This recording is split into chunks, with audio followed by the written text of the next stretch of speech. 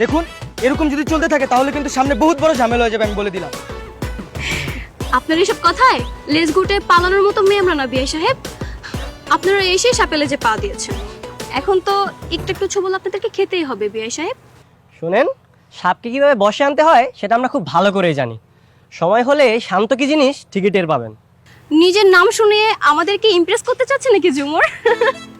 Sorry, আপনার ছেলেটা না জমেনি। আপনার নামটা অনেক পুরনো, এসব ব্যাকডেটের নাম শুনে কেউ ভয় পাবে না। এই ঝুমুর, চল তো।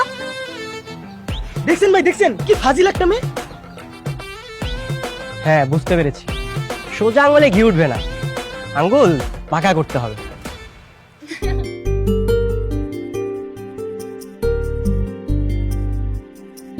আরে দেখ দেখ, বিআই সাহেব চলে আসছে। কি বিআই সাহেব, আমাদের আশেপাশে এত ঘুরঘুর করছেন কেন?